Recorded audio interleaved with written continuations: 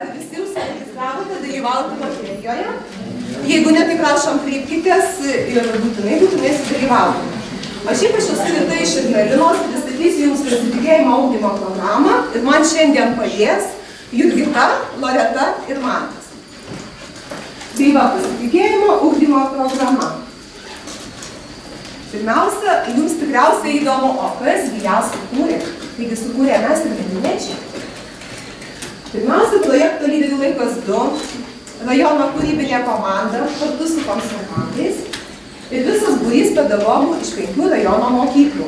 Ignalinos ir Vidiškių gimnazijų, Daugėliškio ir Dūkšto, tada tarp vidurinės mokyklos buvo kai kūrė, ir iš Ignalinos Česlovo Kudabos progimnazijos. Kodėl mes ją sukūrėme? Taigi pradėjom dalyvauti, žinoti, projekte lyderių laikas 2. Ir reikėjo mums nusistatyti, kokiegi pas mus pati baisiausia, pati didžiausia problema. Tai va taip galvojom visose 5 mokyklose, kalbėjom su mokyklų darbuotojais, net ir su pedagogais. Ir su vyrėjom kalbėjom, ir su budėtojais kalbėjom, ir su mokinių tėvais kalbėjom. Ir visi vienbalsiai nusprendė, kad pagrindinė rajono problema yra nedarbas. O jas spręsti galima paprastai, ugdyti mokinių verslumą. Taigi pradėjom svarstyti, o kokias verslumo kompetencijas galima ugdyti mokyklose. Čia dabar dėmesio, kurie vėliau atėjo, prašom paimti lankstukus, paimti anketėlės, sudalyvauti loterijoje. Ir dar tuo pačiu pasakysiu, anketas klausydami galite užpildyti, nes paskui galėsite pasilyginti rezultatus. Kaip grįžtant prie pristatymų, sugalvojom ugdyti mokinių verslumą. Ilgai diskutavo, kokiosgi yra tos verslumo kompetencijos, kurias įmanoma ugdyti mokykloje. Išrinko 5. Tai savęs pažinimas, pasitikėjimas savimi, bendravimo meną, lyderystę ir, aišku, verslui reikiamas žinias bei įgūdžius. Dar truputėlį pasitarę, nutarėm, kad vis dėlto svarbiausia iš jų yra pasitikėjimas. Taigi pasitikėjimo ugdymo programa ir sukurta kaip verslumą skatinantį priemonę. Suformulavom laukiamą ateities pokytį. Mokyklas turi baigti laimingas, savimi pasitikintis žmogus, kuriantis gerovę savo krašte. Ką tai reiškia? Jis turi pasitikėti savimi, turi turėti drąsos veikti, sukurti darbo vietą, ne tik saugoti šeimynai, būti pakankamai kūrybiškas, sugalvoti, o kaipgi tą verslą kurti. Ir aišku, pilietiškas, nes jeigu tą verslą sukurti Didžioji Britanija, jis mokiško nieko. Tai va. Dabar toliau, taigi mes tą programą kūrėm. Žinokit, labai ilgai ir labai sunkiai. Nes kūrėjų apie 50 žmonių, daug kartų rinkomės, daug kartų tarėmės. Atlikom visą kalną tyrimų. Klausėm mokinių, mokytojų, kokia turėtų būti ta programa. Ir ko mes iš tos programos tikimės. Ir apibendrinus visus rezultatus paaiškėjom, kad pasitikėjimo programą turi sudaryti 3 dalys. Tai savęs pažinimas, bendravimo menas ir drąsa veikti. Kaip matot, jūs pasitikite savimi? Tikriausiai taip.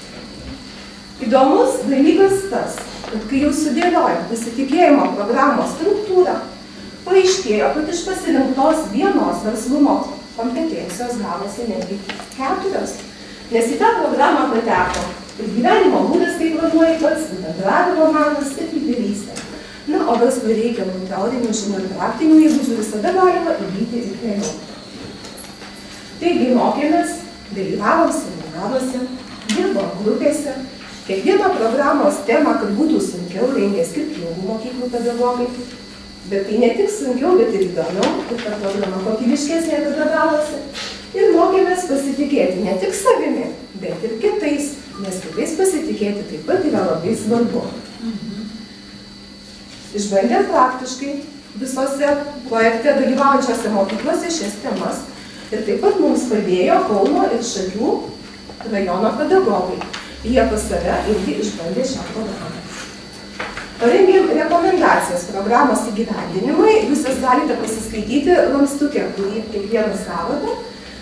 Tai siūlėme įgyvendinti per klasių valandėlės, Čia dėl to, kad su finansavimu, žinot, visiems sunkus laikai, o klasės vadovėlės vis tiek vyksta. Kad kiekvienas mokinys išklausytų tas temas bent jau 2 kartus, nes temos apimtis yra labai plati ir ten tikrai yra ką veikti, ne tik vieną valandėlę, bet 3 ar 4. Ir aišku, iš tų užduočių reikia pasirinkti tas, kurios labiausiai tinka konkrečiai klasiai pagal vaikų amžių.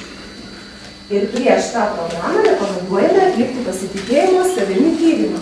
Jūs jį visi esate darę ir tikiuosi, kad kol aš čia kalbėjau, jau matyti ir užpildėte ir susiskaičiavote.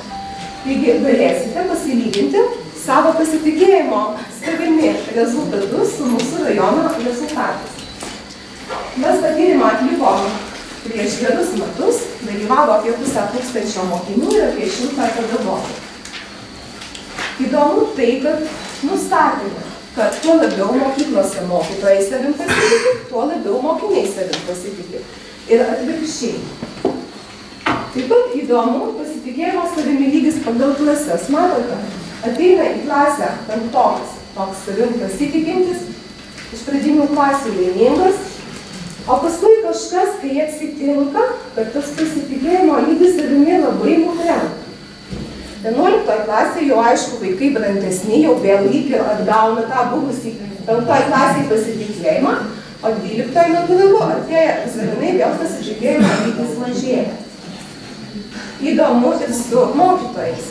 Panašiai kaip ir su mokiniais. Į mokyklą ateina jaunas, savim pasitikintis mokytojas ir pažiūrėkit, kas su juo pasidaro paskui. Tai va, jeigu susiskaičiavote savo rezultatus, galite pasilyginti, ar jūs labiau pasitikit negu ignaliniečiai, ar mažiau. Ir tiesiog padaryti tam tikras išvadas. O dabar, kas kita pasitikėjimo programa? Pasitikėjimo reikia ne tik verslininkai. Kiekvienoje situacijoje yra reikalingas pasitikėjimas savimi. Ir nesvarbu, ar esi vaikas, ar suaugęs, to pasitikėjimo vis tiek reikia.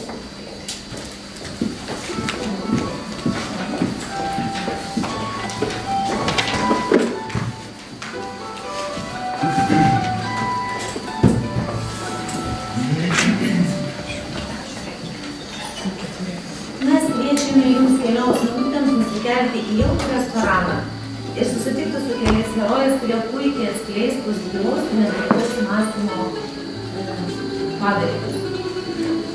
Taigi, restoranas. Skambant muzikai, daili moteris pakyla iš savo vietos, prieina prie vienišo vyriškio ir tarė jam. Galima jūs pakviesti šokį? Ką, mane? Taip, jūs. O jūs tikrai norite su manim šokti? Daugiau. Su manim? Senstelis į paprikus, nuobodžiu. Aš tikrai dar norite su manim šokti? Žinote, aš dar pagalvoju. Stop. Negerai. Pabandykim iš naujo. Taigi, restoranas. Skambant muzikai. Moteris pakyla iš savo vietos, prieina prie vienišo vyriškio ir tarė jam. Galima jūs pakviesti šokį? Ką, mane? Iš tiesų miela moteris, ne? Kadangi aš esu dar visai jaunas, patrauklus, vėlai sutiksiu su manim šokti.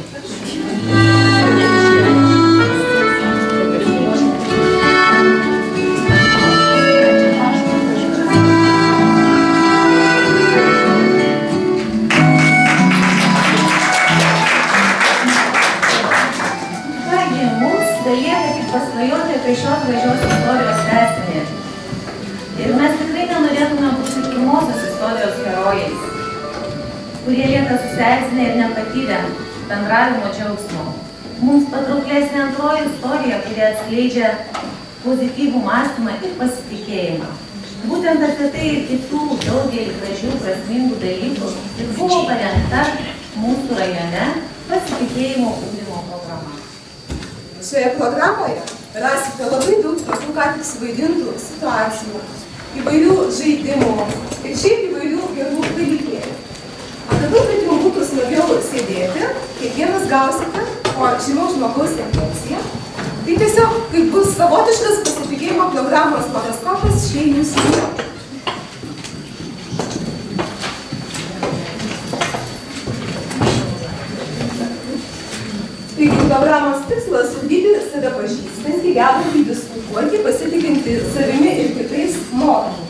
Programos uždaviniai atitinka 3 pagrindinės programos sritis. Tai savęs pažinimą, bendravimo meną ir drąsą veikti. Kiekvienoje programos srityje yra 4 skirtingos temos.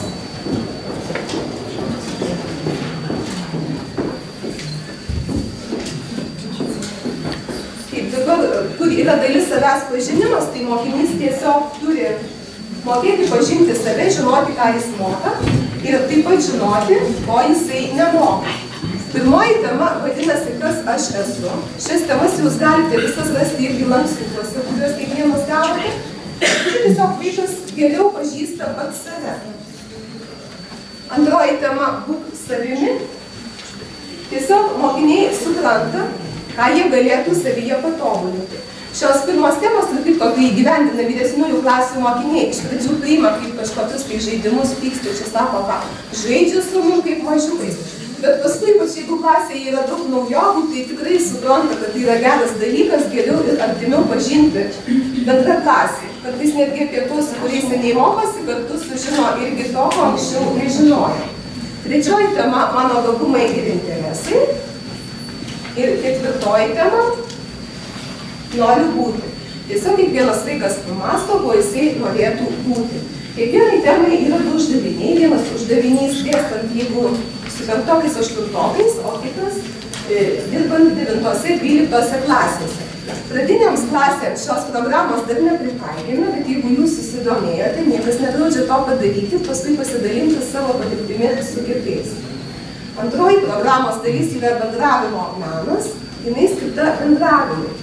Nes netgi tie žmonės, kurie laiko save bendraujančiais ir neieškančiais žodžio kišenėje, kartais įsivelia į įvairius konfliktus, ne visada moka išklausyti kitą žmogų, o tikriausiai visi sutiksit, kad šiais laikais išklausyti kitą yra tikrai sunku, nes dažnai tam nerandame laiko. Taigi čia mokiniai išmoks pozityviai mąstyti, išmoks kaip reikia bendrauti, išmoks spręsti konfliktus, o taip pat kaip užbėgti jiems už akių ir pasimokys viešo kalbėjimo, pasirodo, irgi bijo kalbėti viešai. Prieš klasę ne, bet prieš kitą auditoriją, tai vis tiek kiekvienam yra šioks toks jauduliukas. Trečioji dalis tai drąsa veikti, siūlyti ir įgyvendinti idėjas. Ši dalis jau išeina iš klasės ribų. Čia rekomenduojame įgyvendinti renginius mokyklose. Tai pirmoji šios dalies tema sėkmės istorijos. Pasikviesti kokį nors garsų žmogų, kad jisai papasakotų, kaip tokiu tapo. Paskui vaikai ten aptarinėja.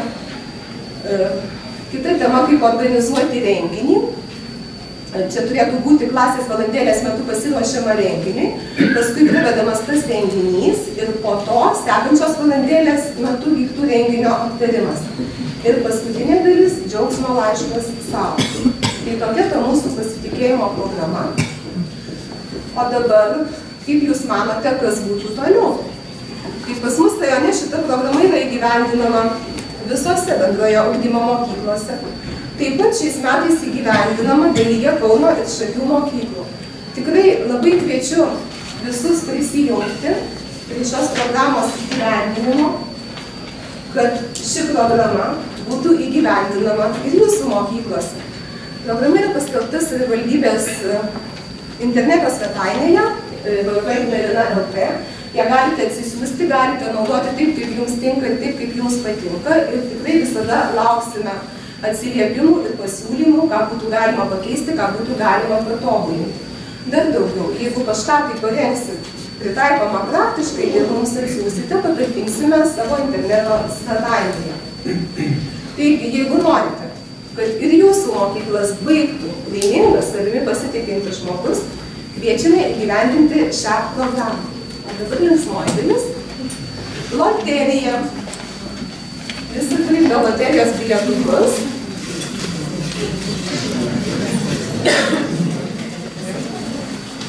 Taigi, knyga Ugdanti meilę savo kraštui. Laimėjo? Numeris 20.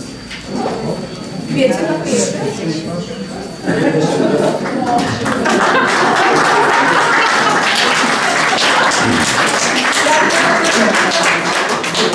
33. 33.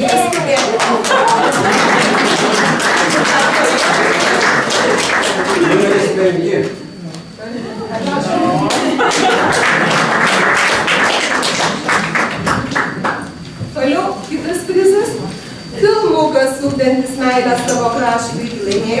Numeris 27.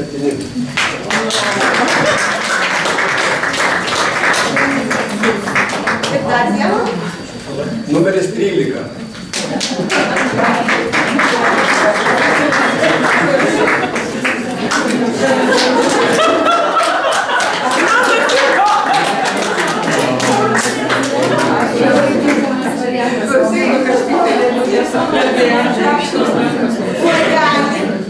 Iš kurio galima gerti pasitikėjimo arbatą pasitikinčioje aplinkoje laimėjo. Numeris 41.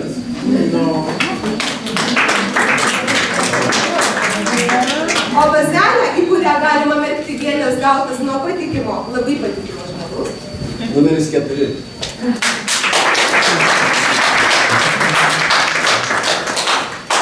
Ir paskutiniai prizai. Rašikliai. Numeris 4.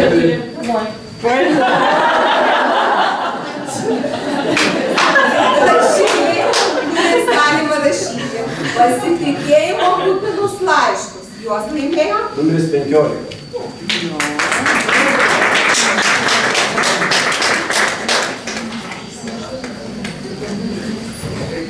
Taip pat turim dar laiminguosius rašiklius, tai numeris 19.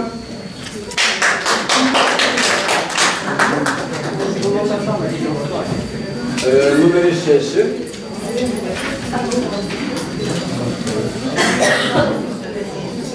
Numeris 6. Žingsnė turi 6 numeris. Ir numeris 8.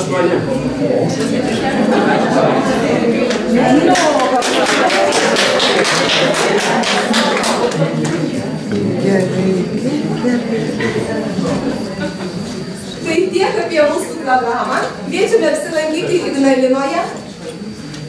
Ir jeigu ką, visada mielai padėsime, pakonsultuosime. Mes pristatysime, aš manau, jūs tuos sąlyčio taškus atrasite. Ir taip pat mielai kviesime kitas komandas, savivaldybės kitas prisijungti prie mūsų tos idėjos palaikymo ir tiesiog pritaikyti šitą sistemą ir savose savivaldybėse, savose mokyklose. Tai man padės Rima. Pradžioje norisi truputėlį tos istorijos, kodėl būtent mes šitą sistemą kūrėme. Tai be abejonės, kaip ir minėjo Ignalina, tai mes dalyvaudami lyderių laike, mūsų komanda Šiaulių miesto turėjo, kaip ir visos kitos savivaldybės, išsikelti savo iššūkį, kasgi būtų svarbiausia mūsų pirmiausia mieste. Tai tiesiog mes ir mūsų siekis buvo sukurti tokią kaip socialinių kompetencijų ugdymo sistemą. Kodėl būtent šitą sistemą, tai tuoj pabandysime atskleisti šitą paslaptį. Pirmiausia, susidūrėme, kaip ir visi, turbūt ir jūs susidūrėte kiekviename žingsnyje su naujais iššūkiais. Ne tik darbe, bet ir kasdieninėme gyvenime. Taigi, kurdami šitą sistemą, pirmiausia, mes susidūrėme su tokiais iššūkiais, kaip nuolatinė kaita, tai yra išsikeliame tokius pagrindinius savo raktinius žodžius, kur yra labai aktualu, tai yra būtent gebėjimai. Vienas iš tokių iššūkių, mokinių aišku gebėjimai. Kitas momentas tai yra partnerystė, lyderystė ir verslumas. Tai šitie iššūkiai mums diktavo šitas sąlygas. Be abejonės antroji dalis, kodėl mes tai darėme, tai būtent įvairūs strateginiai dokumentai, švietimo dokumentai pradedant miestą, žiūrint į šalies situaciją ir truputėlį toliau globaliau pasižiūrėjus ir Europos dokumentus, kad vis tik ten kalbama apie ne ką kitą, bet aktyvų, veržlų, savarankišką, jauną žmogų, gebantį prisitaikyti prie kintančios aplinkos ir atitinkamai būti laimingu atradus save toje aplinkoje. Ir trečias momentas, tai be abejonės mūsų miesto situacija, kada mes kažką tai veikiame, tai turbūt visi atsiremia į savo patirtį, tai kas yra stipru. Ir turbūt jūs irgi atsakote į klausimą, ką jūs labiausiai gebate daryti ir ką turite. Taigi mūsų miesto patirtis socialinių kompetencijų ugdymo mokyklų buvo didžiulė. Tiesiog mes pasirėmėme taip tą, ką turime ir pabandėme šitą patirtį susisteminti. Nes mieste vieningos tokios sistemos kaip ir nebuvo. Visi įsivaizdavome kaip ir kiekvienas atskirai, kas tai yra tos socialinės kompetencijos, ar tai socialinė kompetencija, ar socialinės kompetencijos. Visiems kilo labai daug klausimų. Tiesiog mes bandėme atrasti tuos raktus į tą mūsų vienodą bendrą matymą ir susitarimą. Kai kūrėme sistemą, tai visi galvojame apie geriausią rezultatą, kaip ir bet ką darytume. Tai be abejonės mes norėjome, kad mūsų sukurtas tas toks mechanizmas būtų efektyvus ir mes įsikėlėme savo tokius kaip matavimus, kaip mes atpažinsime, kad tai yra efektyvu, kad tai veikia. Be abejonės mūsų pati sistema, aišku, orientuota yra į lyderystę ir be abejonės ji taip turi ugdyti asmenybę.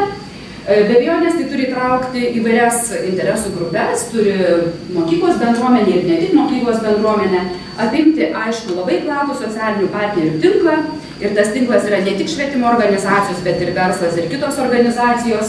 Žinoma, aišku, miesto bendruomeniai, nes tai yra kitaip, tai tiesiog ir nebūtų sistema efektyviai, jeigu dalis miestiečio apie tai ir nežinotų ir aišku, turinti aiškius valdymo instrumentus. Na, o kaip ta pati sistema atrodo, mes aišku susikūrėme savo tokį ženklą tos sistemos ir va čia jau prasideda socialinių kompetencijų ugdymas, tai yra mokinės, gimnazistės, Didždvario gimnazijos sukurtas ženklas. Galime kiekvienas pažvelgę į šitą piešinį savaip įsivaizduoti, kas tai yra, bet be abejonės turbūt tai yra atrama, tai yra tam tikri gebėjimai, yra skrydis, ieškojimas savęs ieškojimas gyvenime. Na, pati dabar sistema kaip ji atrodo. Pirmiausia, kai pradėjome mes dirbti, mes savęs klausime, kas tai yra socialinė kompetencija. Apie socialinių kompetencijų ugdymą Lietuvoje kalbama labai daug metų ir visi puikiai žinome, kaip tai reikia daryti. Tačiau mūsų komanda, kaip ir Ignalina, tikrai iš tikrųjų labai ilgai blaškėmės ir galvojame, kol galų gale susitarėme ir sutarėme, koks tai bus mūsų tas matymas. Be abejonės mes mokėmės, mes visi kartu dalyvavo įvairios interesų grupės ir politikai, ir mokyklos bendruomenė, pradedant mokiniais, baigiant tėvais, ir švietimo skyrius, ir kiti, ir taryba, savivaldybės, tai yra įvairios grupės, ir be abejonės kiekvieną kartą įsivertinome savo veiklas. Mūsų susitarimuose socialinės kompetencijos tai buvo suprantama kaip visuma gebėjimų, socialinių gebėjimų. Jų yra labai daug, bet mes juos susisteminome. Įsiskyrėme bendravimo gebėjimų paketą, bendradarbiavimo ir veikimo, aktyvaus veikimo socialinėje aplinkoje. Kaip žinome, socialinės kompetencijos vis tik prasideda labai seniai ugdomos, tai yra šeimoje, ten yra visas pagrindas. Yra šeima, vaikas bendrauja su tėvais, su giminaičiais, tai ugdosi socialinius gebėjimus. Šeimai pradeda talkinti, kai vaikas auga, pradeda talkinti mokykla. Atsiranda formalusis ugdymas, tai yra formalus išvietimas, neformalus išvietimas. Kodėl žalia spalva? Čia kaip ir sudėliota visose mūsų dokumentuose, šalies dokumentuose, kaip ir aišku, socialinių kompetencijų ugdymas. Geltona spalva nepasakiau, kodėl yra geltona socialinės kompetencijos. Mes darome, bet vis tik kažkas yra negerai su tom socialiniam kompetencijom. Tai rodo mūsų darbas, mūsų rezultatai, kad yra vis tik ne taip, kad jaunas žmogus išeidamas su brandos atestatu neranda savęs darbo rinkoje, negeba prisitaikyti prie kintančios aplinkos ir iš tikrųjų jaučiasi nelaimingas. Kaip ir minėjau, neformaliajame švietime prisideda mokykla, bet be jos yra ir socialinių partnerių tinklas, tai mums pavyko mūsų komandai įvesti mūsų sistemą tai, ko nebuvo likščiau mūsų mieste, tai yra būtent verslą. Kitas momentas, kurį mes labiausiai analizavome ir manome, kad mūsų sistemoje būtent tai yra unikalu, mes dirbome ties socialinė veikla. Visi turbūt žinome švietiniečiai, kad socialinė veikla yra šiek tiek apibrėžta ugdymo planuose, bet yra tik momentinis ir epizodinis dalykas. Aišku, mes nieko naujo pirmiausia neįsiskyrėme, numatėme tas kryptis, susitarimai buvo mūsų kokios tos kryptis, tai jūs jas matote, bet esminis dalykas, kad mes savo įsivardėme tai, kad bet kokia socialinė veikla yra efektyvi, jeigu joje yra kūrybiškumo, jeigu joje yra veiksmo ir yra pagalbos. Kas tai yra ir su kuo tai yra valdoma šitie dalykai, Rima pristatinės vėliau. Visi šitie blokai susijungia į vieną visumą. Kaip matome, jeigu mes paliekame nuošalyje socialinę veiklą, jau yra duobė, jau yra tarpas socialinių kompetencijų ugdyme. Vadinasi, socialinė veikla yra lygiavertė su formaliuoju ir neformaliuoju švietimu. Kitas momentas, kiekvienas už savo darbą mes norime gauti kažkokį įvertinimą. Svarbu numatyti labai aišku mechanizmą, aiškę sistemą, kaip bus vertinamos mokinių kompetencijos. Tai mūsų susitarimai yra, aišku, mokyklos lygmenių, atitinkami dokumentai, kuriuose yra numatoma, kaip tai yra daroma. Neužtenka mokyklai, kad jį galėtų veikti, reikia ir mieste esančių tam tikrų, sakykime, reglamentuotų dokumentų, kad bet kokia mokykla galėtų taikyti šitą sistemą. Tai yra priimti tam tikri dokumentai ir savivaldybės lygmenių.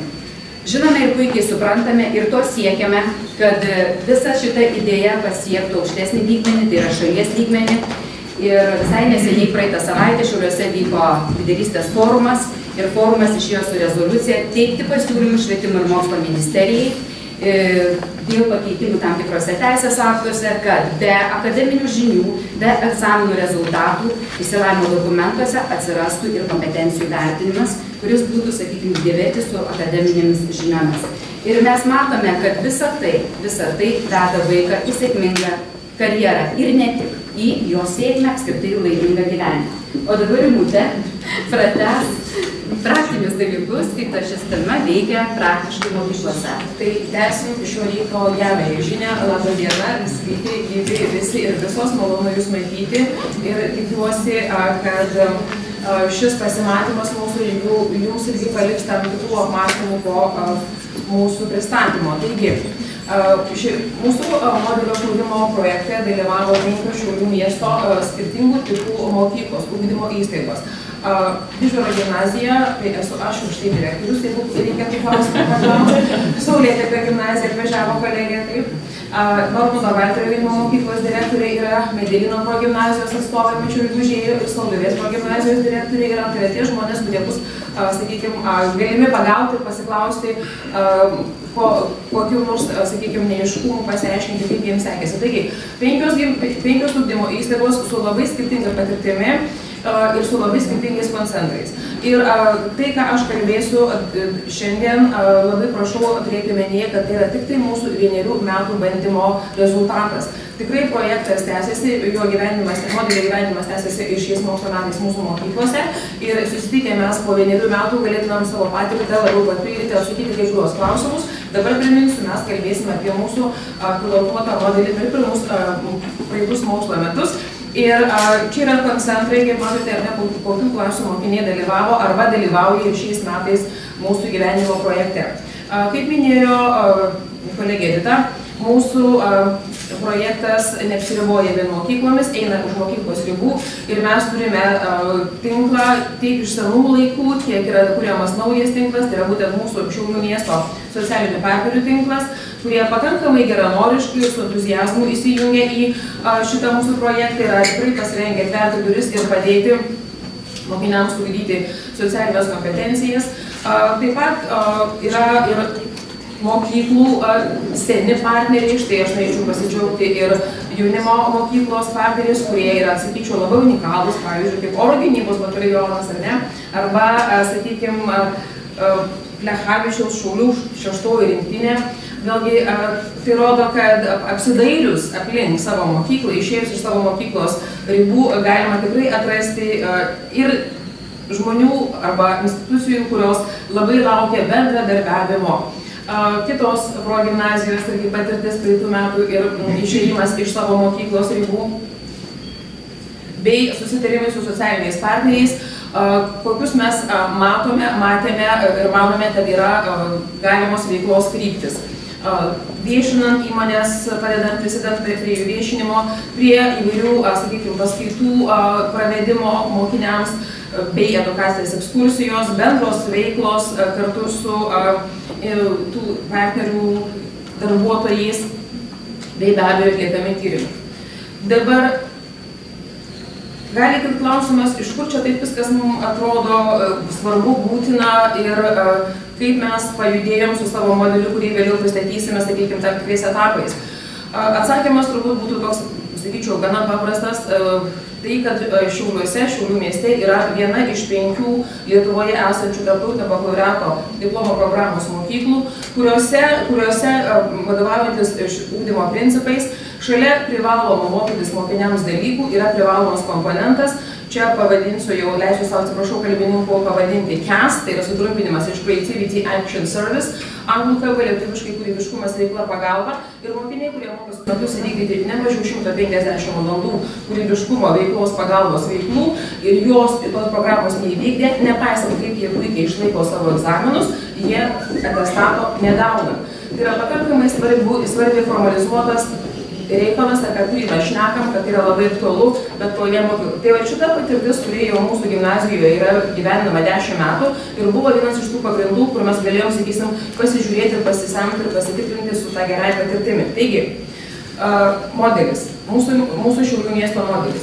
Visose mokyklose, kaip galiu apibendrintai drąsiai teikti, yra tokie dalyviai. Be abejo, visų pirma, mokiniai. Tai yra orientuota į mokinį veiklą ir modelis, be abejo, mokiniai. Toliau yra kiekvienoje mokykloje priskiriami veiklų vadovai. Mes specialiai įsivedam tokį terminą veiklų vadovai, nes paprastai veiklų vadovais kas bus. Mes visi suprantam, kad bus mokytojai, klasių auklėtojai, kuratoriai, įvairių būrelių vadovai. Bet kai jie žiūri iš savo vaidmens, mokytojas moko, o būrelio vadovas kažką vadovauja, jau atsiranda pavojų sistemiškam požiūriui.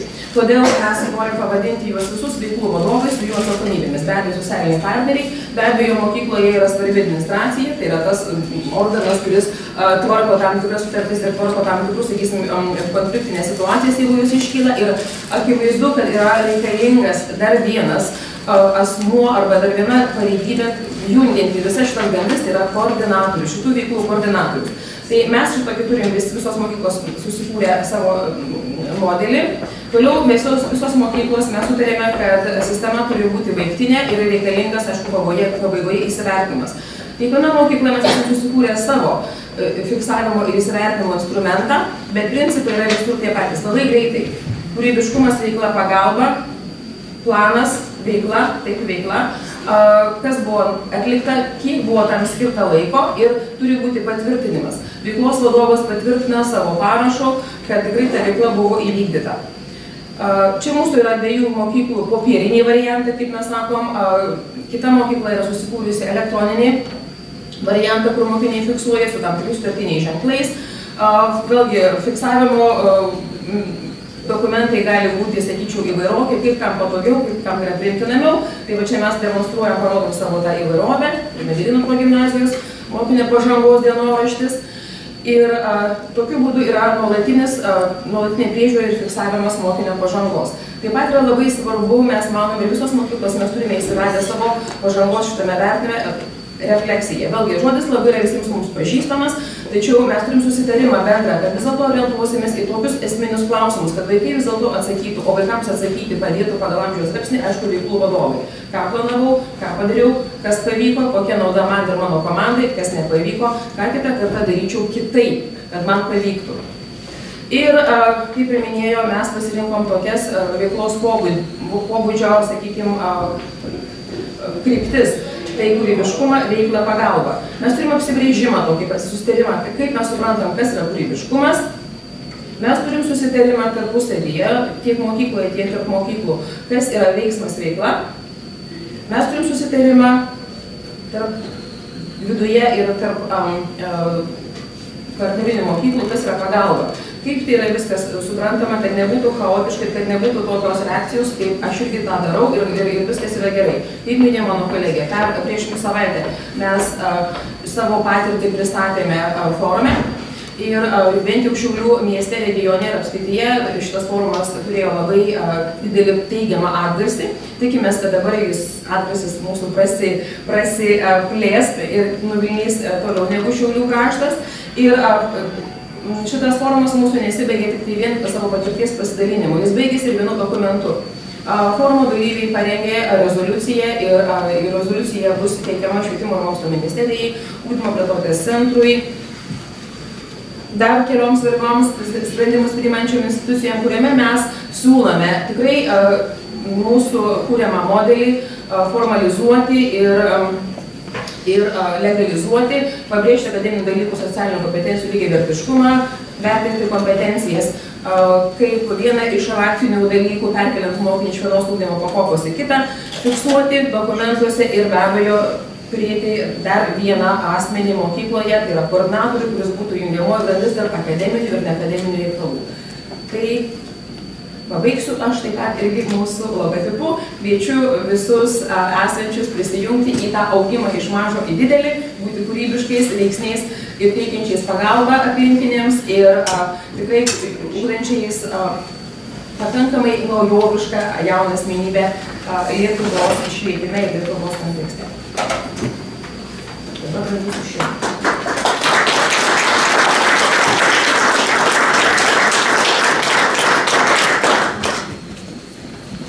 Tai labai ačiū visiems, labai ačiū pirmiausiai Ignalinai iš Šiauliamo. Jie pasakė savo internetinės svetainės, bet dar kartą kartuoju, kad jei jūs savivaldybių internetinės svetainės rasit lyderių laiko išvietimą, galbūt kažkur panašiai, rasit lyderių laiko ženkliuką ir ten jie yra sudėję visą savo informaciją, kaip jie kūrė, ką jie sukūrė ir taip toliau. Jeigu įdomu, tikrai ir informuos, ir konsultuos šiauliečiai ir ignaliniečiai ir taip toliau. Dar vienas dalykas, Migla rašo, mes turim savo internetinę svetainę www.lyderiulaikas.mm.lt, ten irgi rasit visus modelius. Dabar tik yra tas momentas, kada mes dedam visų 15 savivaldybių, kas ką padarė. Ko yra įdomu, kad mes dabar parodėm 2 savivaldybės, kur yra tiesiogiai mokyklai parengta klasės vadovui programa, kaip dirbti su savo, sakykime, auklėtiniais, yra truputėlį didesnė, netgi bandysim eiti į visus ugdymo dalykus, kad tai būtų nacionaliniu mastu tvirtinama, kad be tų, ką mes išmokstam žinias, teikiam vaikam, kad ir socialiniai dalykai ateitų, pavyks, nepavyks, po 5 metų, po 10 metų, bet dabar jau galima kažką daryti, jau Šiauliai, kaip aš suprantu, 5 pilotuoja, o yra ateiti planai, kad visi Šiauliai po truputėlį, visi mokyklos ims tą modelį ir taikys. Dabar 2 valandą, kai susirinksim, tai kviesim klausytis klausytis tų savivaldybių, kurios turi, atsiprašau? Čia tokia svetainė? Taip,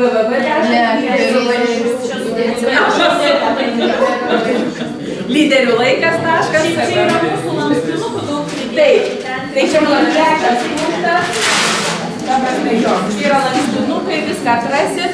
O 2 valandą kalbės tos savivaldybės, kurios yra sukūrusios per projektą lyderystės forumus ar kažką panašaus į forumus. Kokia yra jų patirtis, ką jie gavo, kaip juos subūrė ir ką jie per forumus žada daryti. Dėl to labai noriu užnorit ateiti ir į pristatymą ir jau turėsim pakankamai daug tų pristatymų. O kas neprisistato šitoj parodoj, tai tikrai einat į lyderių laiko tinklalapį ir atrasit visus modelius ten. O kaip jau mes toliau juos viešinsim, jau matysit, kas bus prisiregistravę ir skaitysit mūsų lyderių laiko tinklalapį.